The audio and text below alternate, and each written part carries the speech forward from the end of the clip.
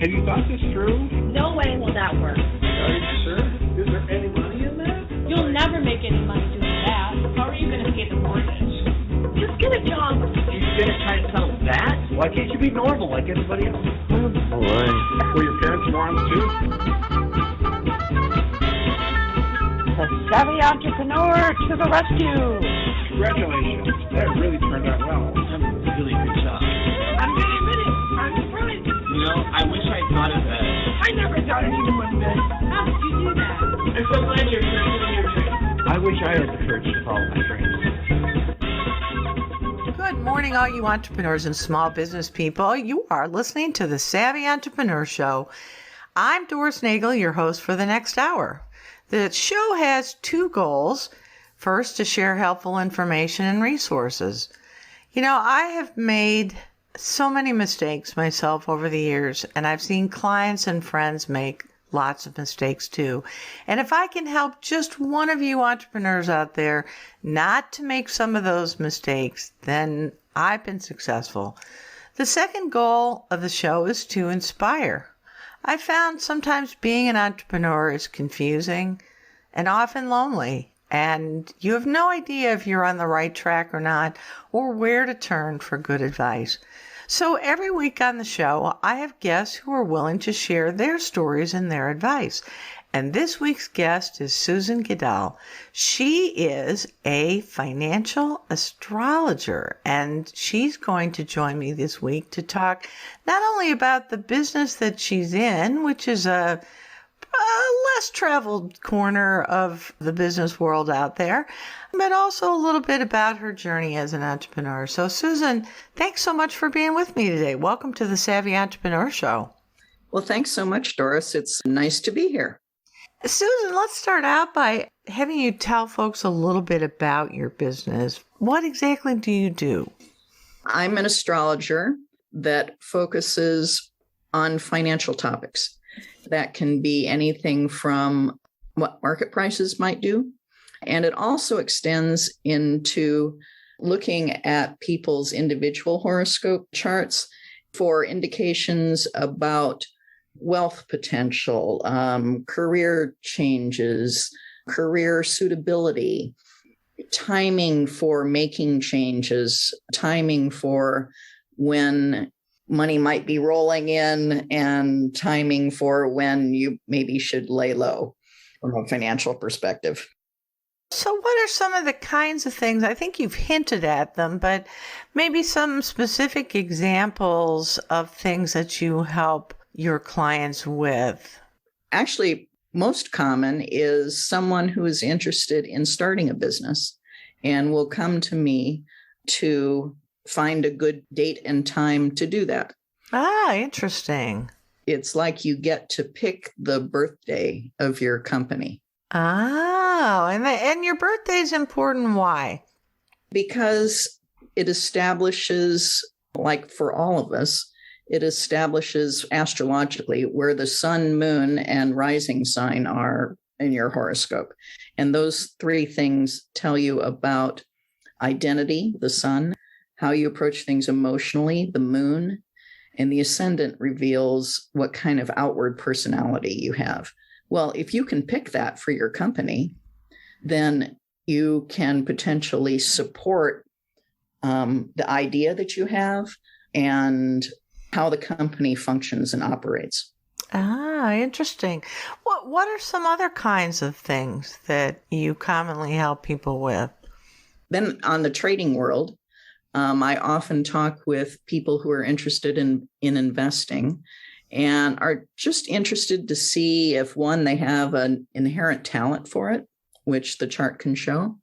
And then two, if they are trading the right markets for them. When you put two charts together, you can see connections between them. You know how you're drawn to certain people? You are also drawn to certain markets, and you do better with the ones that you are more connected with, just like you do better with people that you have connections with. Yeah. And I find, really that people are connected to their charts, even if they might not consciously know that. I find it really happens often where I say, there's a zillion stocks to choose from, right? I'm like, just give me a list of the 5 that you kind of like the most. And I'll take a look at those and compare their natal horoscope versus when the stock started trading's natal horoscope, and look for connections between them. And people often pick ones that they really are pretty well suited for. Very interesting. Well, talk a little bit about your background. I know you started out in commodities and journalism. Talk about your journey from that to where you are today. Well, at Illinois, I was in the ag journalism program, which was a combined major from the ag college and the journalism school. And at the time, I figured, well, I'll be the farm reporter for a local newspaper, or I'll work for one of the farm magazines, that sort of thing. Having grown up on a farm and having a dad who would come in every day at noon and ask, what's the price of corn? And we had to watch the noon TV report to find out where corn was. I'm like, I got just fascinated with how can it change every day? Why is it so important to know that every day? What can happen? And I am still fascinated by what makes prices move. So at any rate, I was at Illinois in ag journalism and got an internship while I was in school at the Board of Trade for the summer, working for one of the wire services that covered the markets. And that just got me hooked. I was on the floor of the Board of Trade every day. And when I got out of school, I got a job with the commodity futures industry's major trade publication. It was called Commodities magazine at the time. Now it was later, we renamed it to Futures, but Commodities magazine. And at the time, soybeans were the biggest market in the world. Wow. And so it was really natural for an ag journalism graduate to go work in the commodities business because it truly was dominated by the grain markets. But at some point along the way, or maybe something you always were interested in, you started learning more about astrology, right?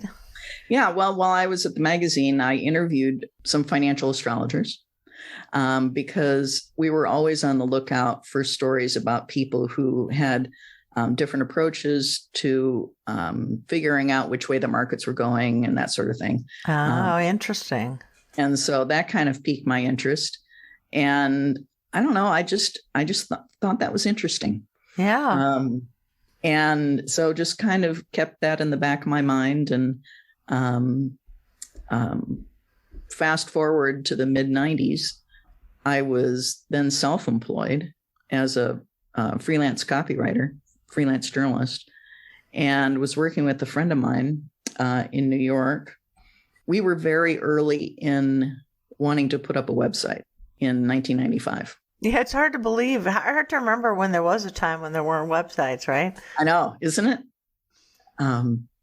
And anyway, to do that, I had seen this article in Chicago Magazine about an astrologer in town, Barbara Shermer, who helped businesses pick launch times. So I thought, oh, well, I should go see her. She's right in town. And so I did. And Barbara helped pick us a good time and date to start our website, which I think worked out well because ultimately I sold it a few years later for quite a hefty sum. So I think for the timing was good. And then I just started seeing Barbara on a regular basis. I just thought it was interesting. And, I'd see her once a year and then twice a year and then quarterly. And, I just soaked up a lot. When you saw her, sorry to interrupt, when you saw her, were you consulting for your own personal guidance or mostly just to learn more about financial astrology? No, my own, but we mostly talked about career things and not so much financial, mostly career stuff and what was going on with my work and what I was doing. And so I just kept soaking it up. And then one time she said, you have Pluto crossing your ascendant. And I know that means nothing to anyone, but it's a big deal. If there's anything that you've ever wanted to explore or learn more about, now would be a really good time to do that. Ah. And so there happened to be an astrology conference out in the suburbs right around that time. And so I said, okay, well, I'm going to take I was back in the corporate world by then. And I said, I'm going to take a week of vacation and go to this conference. And I did. And I went to they had a financial only track. I went to that. I furiously wrote down notes because I didn't get any of the jokes. None. Well, the thing is it's a whole world you're making a major pivot into a world that's fascinating, which I think is probably pretty interesting for a lot of folks, even if they're not interested in astrology, because a lot of people want to start a business or pivot their career into something that they really didn't go to school for or their job isn't related to. So I think this is an interesting story of how to start the pivot process, right? Yeah. And the revelation about it was that, okay, so I took a week off of work. I went to this conference. I just stayed out there. I didn't come home in between. And even though it was so intense, because I had to pay so close attention because I didn't really understand what they were talking about. I was just a good reporter. I could rely on those skills to take really good notes really fast. I came away from that intense, I was in a meeting 5 to 8 hours a day for 4 days. It was intense mentally. But I came away so mentally refreshed. I didn't even feel it. It was not like sitting on Zoom calls for hours. You were in a flow, and that's probably when you knew, this is obviously something that just kind of fits with your personality and where you are right now. Yeah, and I still was really interested in, okay, now how do I apply this to what I do know, which is the markets? How do I answer that? Is this the answer to the question I have always had, which is what makes markets move? But I didn't really get to that point until it was probably 4 years later. There was another conference in town, astrology conference that I went to. And I had been trying to figure out, okay, well, how do I become more of a financial astrologer? How do I move into that kind of arena? I mean, I've got a great corporate job downtown. I make a lot of money, blah, blah, blah. I enjoy that too. But then I went to this second conference a few years later, and here the president of the organization stood up, who was a psychotherapist, but she was a practicing astrologer. I mean, she combined the two into her day job. And I had like a little light bulb that went off. I said, I never thought I could do that. Oh, so did you start your financial astrology, I guess, consulting or advising business as a side hustle? Or did you at some point just make it? I mean, it's one thing to learn a lot about an area you're fascinated with and apply it to your life and your current job. It's another to say, I want to do this and try to make money doing this, right? Right. And it took a little bit. I'm a Capricorn. And so the formal education route, after the second conference where the little light bulb went off, I said, okay, well, I'm going to actually learn this now. And so I started a formal online program that took me a few years to get through, with the intent of having a late life career shift into being a financial astrologer. That timeline got pushed up dramatically, though, when the company I was working for went bankrupt in 2011. Hey. So all of a sudden, so much for, I've got 3 years more to kind of get ready to do this, to, okay, now what? Well, that's quite an abrupt shift, because there's a lot. It's not only the substantive knowledge, but there's obviously the whole piece of how to market, how to find clients. I mean, I think one of the things I was going to ask you that you may have already alluded to was how did you know you were a good fit as an entrepreneur? But I'm guessing you were drawing upon some of the things that you learned as you were talking about your past website and how you sold that for a tidy sum. I'm sure you were able to draw on some of those skills and learnings this time around too. Yeah, for sure. And I'd been freelancing for 10 years. I worked for 10 years. I freelanced for 10 years. I went back to the corporate world for 10 years. And, here I am again. In that first round of freelancing, actually what I learned the most from that was, and this is pre-internet mostly, was that the phone always rang just in time.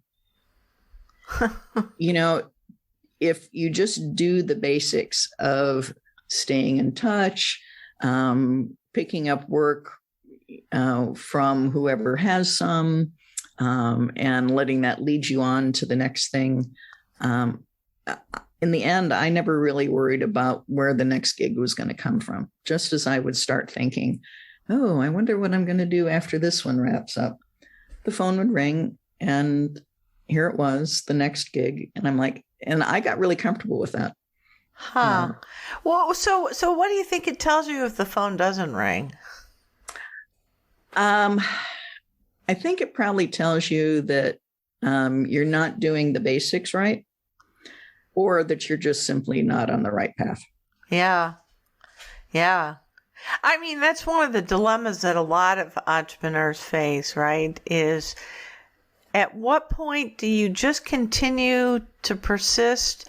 There are these stories out there, right, of the entrepreneur, and they were on their last box of mac and cheese when voila, the big client that saved the day came through, right? Yeah. But then there's probably also plenty of stories like my old neighbor across the street who mortgaged his house.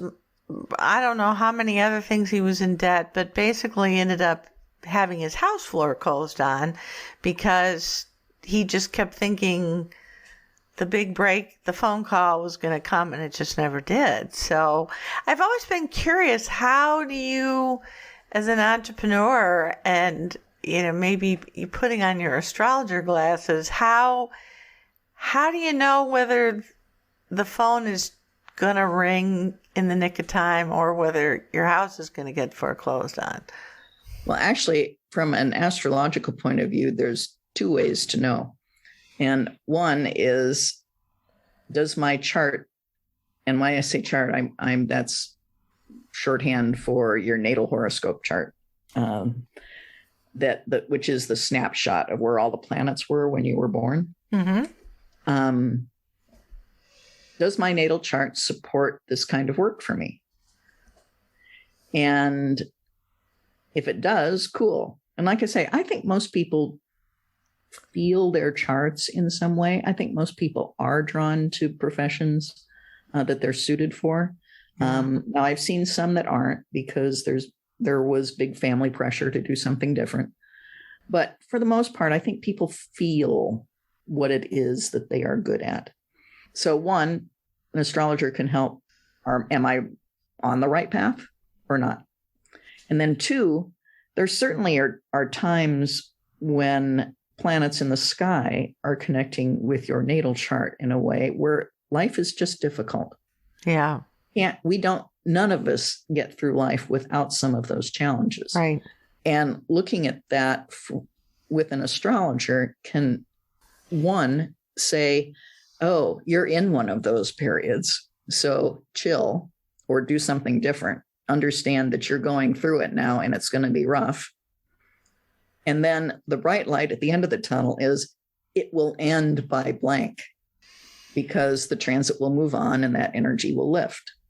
So your neighbor with the foreclosed house, might have just not been able to hang on long enough to get through the end of a very difficult transit. Yeah. Yeah. Or like you said, maybe he just didn't have some basic stuff in place, or I don't know. It's hard to know. To me, that's one of the great mysteries of entrepreneurship is when do you keep feeding on mac and cheese, believing that that phone call is eventually going to come versus just saying, it's time to pivot. So I find it very interesting that you just had faith the phone was going to ring. Well, it took a while to get there, but that's what happened in the end. After a few years, it's like, okay, well, I guess that just happens. Well, one interesting thing is that you are still learning about astrology and particularly how to apply it to financial aspects of people's lives. It's not as though you kind of went under somebody's wing and joined their business, I'm thinking, or that you had a side hustle where you were slowly growing this business. How do you even find clients to help build this business? Well, you're right. When I got done with my formal astrological training, and I got a diploma, and I felt comfortable, like, okay, I have the foundation for it. It was very much like when you graduate from college and you're like, okay, now what? Who am I going to work for? There are no companies that hire astrologers that I know of. Right. There are no, you can't go look for I'm a new astrologer. Who's going to hire me? Well, no one. Right. I'm sure, PricewaterhouseCoopers probably just doesn't have an astrology department where you could go and really hone your craft. No, not really. Now, I suspect, though, I do suspect, and I don't know, but I suspect strongly that there are some trading firms in New York, in particular, that do hire astrologers. But they would probably never admit it. No, they would never admit it. But at any rate, I didn't know enough to do that anyway. But there was a wonderful woman in Chicago. She's since moved to Florida. Who is a financial astrologer, Grace Morris. And she was very kind to me. I went to see her a couple times, and she took me under her wing from a financial astrology point of view, probably more than anyone else. And not that we had a lot of connections or conversations or anything like that, but she was really interested in what I was trying to do. And she's a big name in the astrology world. So I think she probably had some influence in helping me get started on the speaking tour. The astrologers are famous for having a zillion conferences and now a zillion webinars. So I got going on that. And the school where I went also was supportive in terms of helping me get some exposure from a speaking perspective. So is that how you find, or at least how you found your first clients, was through speaking? Some of them, yeah. But actually, more important, my last day job downtown, I ran the marketing department for a brokerage firm. This was in the middle start and early times of when internet marketing was really important.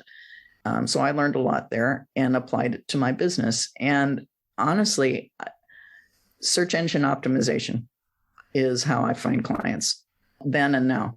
I know how to put an SEO program together pretty well for my own little website, or at least good enough. And fortunately, my keyword phrase that I want to rank for is financial astrology. There's not a lot of competition for it. Very interesting. Very. And so my site just has great SEO, and I'm on page 1 of the Google search for financial astrology. I know that not everybody can do that. I've got a friend in town here who's a graphic designer. Okay, well, he's got a little tougher road to hoe. Yeah, right. From an SEO perspective. What don't financial astrologers do? I mean, at one level, it strikes me that financial decisions are often intertwined with your personal situation. I was poking around on your site to prepare for interviews like I always do. And I saw you had a recent blog post about the war in Ukraine and politics, which also can affect financial things. So what kinds of things don't financial astrologers get into? Top of the list for me is relationships. I have no interest in talking to you. Is my husband cheating on me kind of thing? Yeah. No, none. Am I going to get married? I don't know. I don't care. Right.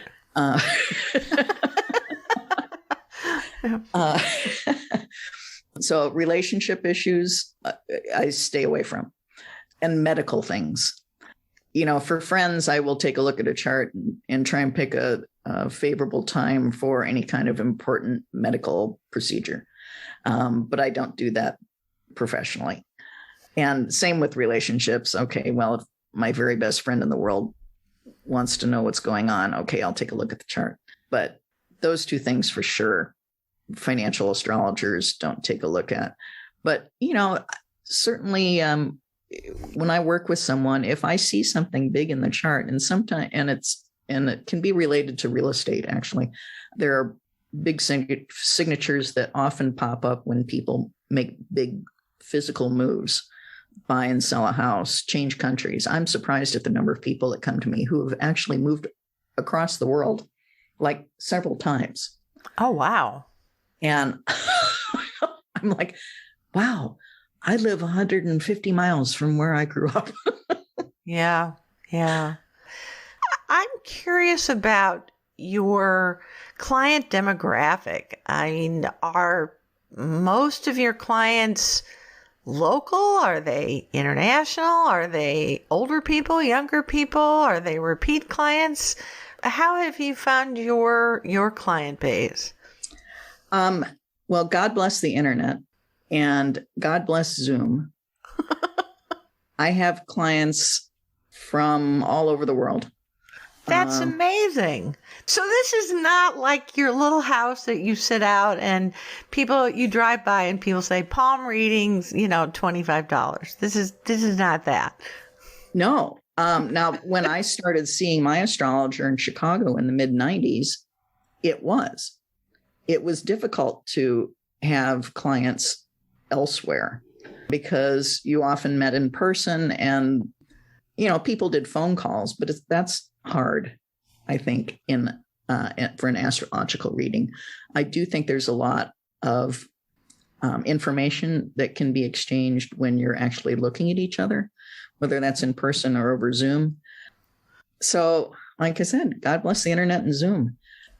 Most of my clients are from the United States because we're in similar time zones, and plus there's just more people here. But I've had people from Australia, UK, Singapore. I don't think anybody from South America, although South Americans here, yes. Canada. Amazing. Continental Europe. Yeah. So what do these people seem to have in common? I mean, what makes someone more likely than not to seek advice from an astrologer? Well, one, you have to start with someone who is interested in astrology to begin with. Yeah, so you're not trying to educate people on the benefits of astrology, basically. No. Yeah. Someone else has to do that. Yeah. But so they've taken that step already for whatever reason, and then have gone down the rabbit hole enough to say, oh, financial astrology. I wonder if I can apply this to my investments. I wonder if I can apply this to my business. Is there such a thing as financial astrology? And like I said, then they start Googling and they learn more and they find me, and here we are. Oh. But most people that I have talked with don't come in, they come in with at least a smattering of understanding about astrology, if not very advanced. But once again, they've all taken that next leap into applying astrology into a particular area of their life, not just the overall perspective that you might get when you have just a regular reading with an all-purpose astrologer. Well, how did you know how to price your services? I mean, there aren't many of you, so there's that, but at some point you could probably easily price yourself out of the market, I guess. How in the world did you figure out how to do that? Well, like any kind of pricing sort of thing, you take a look at what the competition's doing. And in my case, there were other financial astrologers who were doing consultations and work. And so I looked at what they did, and astrologers in general, what do they charge? But it was very much like when I was a freelance copywriter. I could charge by the word, I could charge by the hour, I could charge by the project. Yep. Kind of depending on what the client preferred. But when I was pitching a job, I would kind of calculate it out all three ways. And they all ended up really pretty much the same price, or you could get them, you could understand kind of the ballpark you were in. Gotcha. And same here. Although in the end, I decided that my prices would always be associated with the horoscope. So, wow, that's an interesting. I don't think I've ever seen that as a pricing strategy in any marketing article. Well, so the big degrees and transit angles in a horoscope chart there's 360 degrees in the entire circle. So 360 is a number I use. Half of that is 180, a quarter is 90, 1/6 is 60. And so I kind of put those different numbers together to come up with pricing. And I got that idea from a friend of mine way, way, way back, Bob Prechter, who wrote the Elliott Wave Theorist newsletter back in the 80s and 90s. And he priced his newsletter at a Fibonacci number. Okay, that's another approach that I haven't seen in many articles about marketing and pricing your services. Yeah, he charged $144 a year, I think, for his newsletter. And I asked him about it. I said, Bob, that's kind of an odd number. And he says, yeah, but it's a Fibonacci number and I like it. And so that's the way I use it. So I just picked that up and applied it to my astrology thing. That's pretty funny. What are some of the most common misconceptions people have about what you do? I think the biggest misconception is that any kind of astrologer, financial or otherwise, is in the prediction business. We cannot say this is absolutely going to happen next week, next month, next year.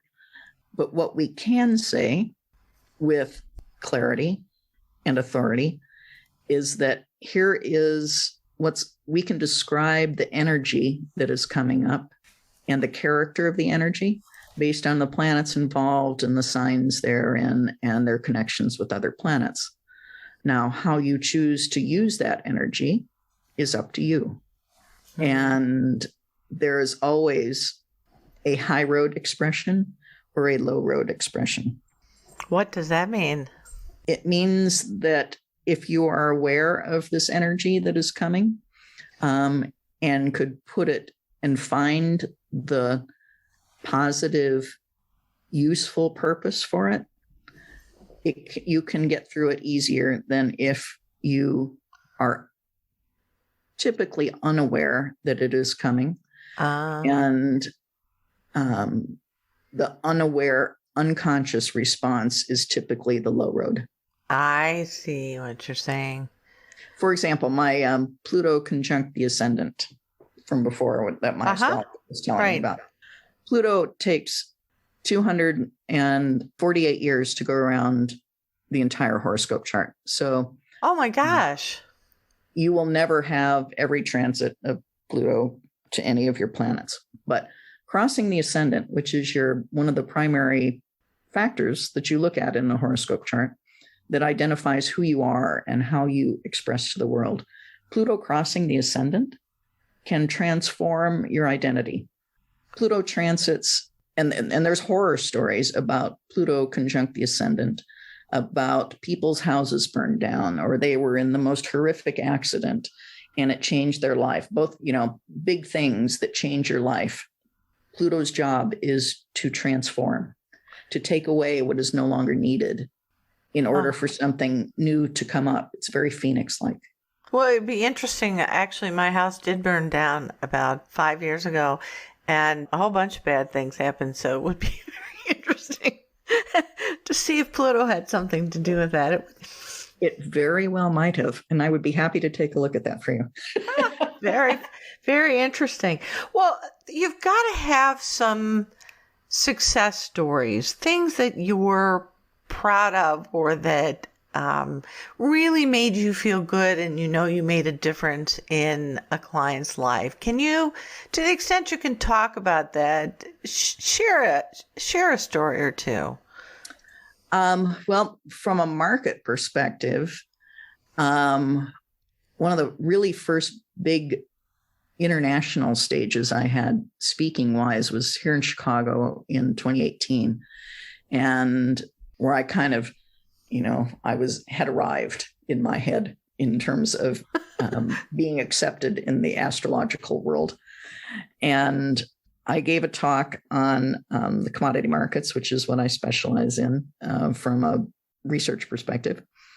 And I was talking mainly about the Dow Jones industrial average and where it might go and that sort of thing, even though that's stock oriented, not commodities. But at the end, I tossed out, okay, well, and here I think the gold market is going to make a big high potentially, a year from now, fall of 19 or whenever it was.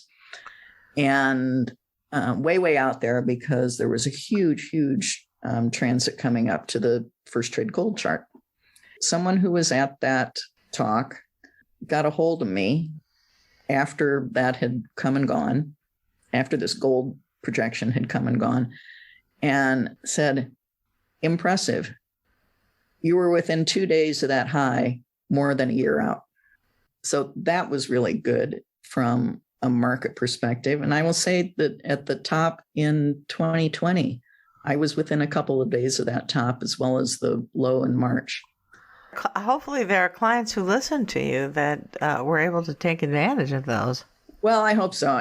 But I don't make buy and sell recommendations. I'm not registered as a financial advisor or as a commodity trading advisor. And so,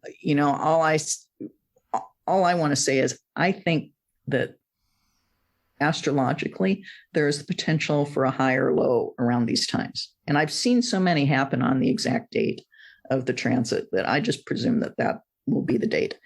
And, I've tracked it and it's very bell curve. There's about 10% that are right on, a lot that are in the middle that are within a couple days. Wow.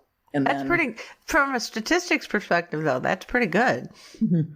And then another 10% where I'm just like completely wrong, direction, wrong date, missed everything. Well, and so what are the things that happened where you just were completely wrong? There was some other aspect you didn't think about, or some other force that is beyond the astrological charts that influence things? No, it's because I wasn't paying enough attention to what the moon was doing. Oh, interesting. The moon can be the final trigger. And I counted on the bigger planets and the bigger connections to overpower that. Oh. And I'm typically way off. And why is the moon so powerful? Because it's close and it has such a big gravitational pull on the Earth? Exactly. See, you're on it. Well, I just know it from an astronomy perspective. I love astronomy. It. Yeah, that's exactly it. It has influence on a very quick basis. The moon goes through all 12 signs once a month. Pluto goes through all 12 signs in 248 years. So the moon just moves quickly. And so it touches every planet in every chart once a month. Yeah, it'd be interesting to learn about, and I'm sure you've probably seen things about how the moon has influences on things way beyond what people think. I mean, it's interesting because anybody who's been near the ocean when the tide is coming in knows you best need to pay attention. It can have a pretty significant effect on, where you're camped out or what you're doing, or even whether you can get out of a place fast enough. People who are fishermen obviously know very clearly how much influence the moon has on the tides. And yet, we don't think very much as people. If it has that kind of an influence on the ocean, it probably has an influence on lots of things. And what are those influences that maybe we're not even aware of? Well, exactly. And that was what you just described is why I think astrology is absolutely valuable and legit. Because if the moon can move the ocean twice a day, why does it not have an effect on us who are 70% water? It must. It absolutely must. Yeah. And so how do we capture that? How do we define it? How do we use that to our advantage? And, just last week, that big container ship that was stuck in Chesapeake Bay. Yeah. I heard on the news that they targeted the full moon when the tide was higher to be the day where they really tried to get it released. And they did. And they were targeting the full moon. Yeah, that totally makes sense. Yeah. Well, talk about your business journey. What have been some of your biggest challenges in setting up and growing your financial astrology business? And how have you overcome some of those challenges? Well, or maybe you haven't had many challenges because you read your charts and they were all very successful. No, I just kind of jumped in. I got thrown into the fire because of my bankrupt company. Yeah, that will do it, won't it? Yeah, that'll do it. I think it probably would have been easier if I'd had those extra 3-4 years to kind of work on the side hustle part of it, to kind of build up slowly to the point where you could make that nice gliding transition. Yeah, that's what we all hope for, right? No, I never did that. A nice glide path. Yeah, and that doesn't work out for a lot of us either. So, yeah. So I don't know. I just kind of hung in there. I'm a Capricorn. I just kind of, okay, well, this is what I do. I'll keep following the right paths. I call them, like I see like little flags in the road in front of me, and I just follow them. If they make sense, I just follow them. So what kind of challenges, though, did you face? Was it just finding a steady, manageable, steady influx of clients? Or are there aspects of doing people's charts that can be automated through software investments? Give us a glimpse into what that's like. Well, there certainly is software. I couldn't be an astrologer without the software. I'm absolutely in awe of ancient astrologers who did this kind of work without software. So yes, software. It's not, in the big scheme of things, it's not expensive. The bigger thing for me was and still is actually, is being the one person shop. Oh, yeah. Which hat am I wearing today? Am I the marketing director? Yes. Or am I the salesperson? Right. Or am I the content provider? Or the doer, the worker bee, Yeah. Yeah. That's always a challenge. Well, and I don't know about you, but when I was consulting, I had the challenge, even if you consider my little radio show a little business, I find that it's interesting. There are times when I have to really work to find clients, and there are other times when it's just an avalanche, and I am like, wow, how am I going to manage all this? The challenge would be, it seemed like everything came at once, and then I was terrified. How could I get it all done and make all these clients happy? And then crickets would chirp, Right. I had one of those periods a year ago, January, February, March of 21. In the middle of the pandemic. Well, of course, that would happen. Yeah. And I have an online calendar set up that works pretty well that I had completely wide open. You could book me anytime for, anything. And what I learned, I just had too much work. I was exhausted and I didn't have time to do what I wanted to do. There was so much demand on my time from clients. Well, and also you find you can't always do a good job with that many when there's too many. Yeah. And so what I learned was to shut my calendar down, my online calendar. And I also had a very needy client last year who was just really demanding of my time. And I'm like, oh my God. I wondered about that because I could envision in your business having somebody who just is like, well, what about this? Well, what about this? Well, what about this? And takes up a lot of time and energy, but then suddenly goes away. And then you're like, okay, that's not so good for my business. Yeah. Well, and it's not good for me. It was too draining, really. So last summer, I just decided I'm taking the summer off. I'm not doing anything. I'm going to work on my research. I'm going to work on a book I want to do next. I'm not doing any client work June, July, August, from Memorial Day to Labor Day. And it was mainly because I needed to get rid of this needy client. I had to be able to say to her, listen, I'm just not doing anything. So hopefully you got a lot of work on your book done. What's your book going to be, or is it about? Well, I didn't actually get a lot of writing done on my book, although I did start chapter 1. Well, the signs were probably not lined up for that. No, you're right. And I think I was. But that's probably true, actually. Yeah. I'm writing a book about the air economy. I saw that on your website. And I honestly didn't even know enough to ask an intelligent question. I never heard of the air economy. So and now I've walked right into it. You have to tell us what that's about. I am happy to, because it's important for all of us to know. Jupiter and Saturn make conjunctions every 20 years and are the two planets that you look at from an economic basis for economic cycles and business cycles.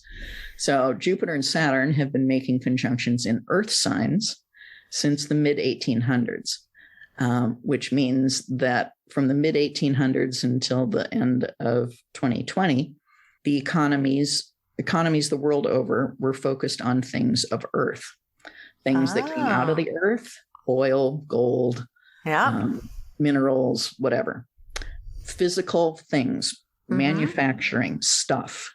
Yep. And that's true. That was the industrial era, and certainly the big area of petroleum dependence. Mm-hmm. We are, as of December 2020, Jupiter and Saturn made a conjunction at 0 degrees of Aquarius, an air sign. They will make conjunctions in air signs for the next 199 years. Wow. So we have moved into a 200-year period where economies the world over will value things of air, ideas, intellectual property, global internet. community, the internet, technology. Telemedicine, wow. Yes. Yeah. Yes. So what I want to write about in the book, and what I want everyone to know, is that we've shifted into this new paradigm of what is important economically. And whatever you can do to be more aligned with air things is good. Well, certainly with climate change, anything you can do to be less aligned with Earth and petroleum probably good for all of us. Exactly. And I kind of cracked up when COVID started in 2020, because that was an airborne disease. Oh, yeah. And it pummeled the economy starting in February, March of 2020. Well, it pummeled the Earth-based economy. Yes. Like petroleum, but things of the air started taking off. More and more Zoom meetings, right? Yes, exactly. And so I think the universe has a sense of humor. And so here's COVID that, how Pluto's been trying to transform business and government since 2008. in Capricorn. It moves into Aquarius in 2024, where it will transform technology.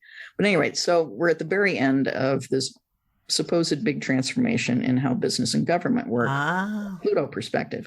Wow. So here comes COVID, an airborne thing. Ushering in the air economy. Yeah. Interesting.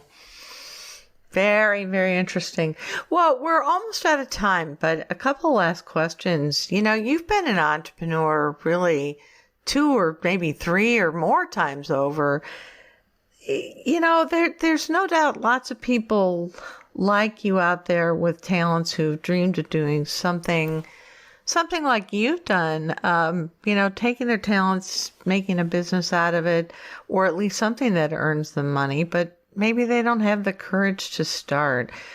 What advice would you offer them?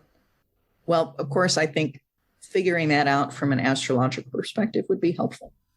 But that's not to say that I think, everybody has to go have a consultation with an astrologer to do that. From a practical standpoint, I really think start small and on the side while you can. Yeah. I didn't have that luxury. And I just kind of started from zero, just with nothing. Yeah. And that's tough. It is tough. It'd be easier to have built it up on the side a little bit, be intentional about having the finances to get through that first year when there are no clients. Well, I always tell people it'll probably cost more than you think, or take longer than you think, or maybe both. Both. says someone who's experienced it. Yes. Yeah. So just be prepared for that. Yeah. And I know that's harder to do than to say. It is hard. I mean, we all read about the great quit, the great resignation.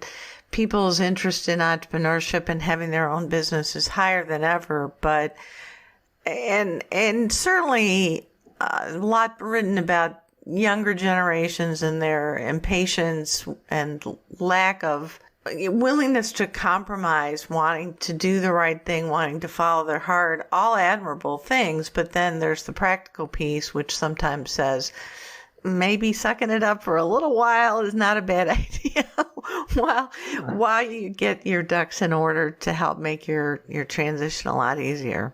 Yeah. And I never went to the bank and said, I need a loan. I'm going to start this business, blah, blah, blah, because I didn't know that I could pay that back. Right. Or whether you get a loan for a lot of us, right? Yeah. Yeah. I have paid attention, to shows on TV and over the decades, how do people start businesses? And in the end, I think what I realized is that it would be really nice to have a sponsor, a financial mentor. Yes. Someone who believes in you enough to make sure you can get going and is there to help pay the bills, either personal or business wise, so that you aren't freaked out. Yeah. How am I going to pay the mortgage next month? Right. Well, I certainly wish I had found that, but yeah, me too. Until I do, I'm going to soldier on. So, last question for you. What's the best way for people to get in touch with you and learn more about your services? Go to my website. It's easy, susangidel.com. You want to spell that for folks? SUSANGIDEL.com. Great. And there's a contact form on the website? There is. You can just send me an email directly at susan@susangidel.com. And I will say there's lots of content out there that's worth taking a look at if folks are interested. You've got, a nice library of resources and blogs and things like that are, I think, very interesting. So I encourage people to check out your website. Thanks. So, Susan, thanks so much for being with me today. It was really interesting learning about astrology, something I really don't know very much about, and for joining me and sharing a little bit about your journey. Well, thank you so much. It's been fun to chat with you and nice to reconnect. It is. And I want to say thanks to all my listeners. You're the reason I do this. You can find more helpful information and resources on my consulting website, which is globalocityservices.com, as well as my new radio show website, thesavvyentrepreneur.org. And I'll be increasingly moving over things of use for entrepreneurs and business people, like blogs and tools and podcast archives of this show and other shows. My door is always open for comments, questions, or suggestions, or just to shoot the breeze. I'd love to hear from you. Email me at dnagel, N-A-G-E-L, at thesavvyentrepreneur.org. Now, be sure to join me again next Saturday at 11 a.m. Central, noon Eastern. But until then, I'm Doris Nagel, wishing you happy entrepreneuring.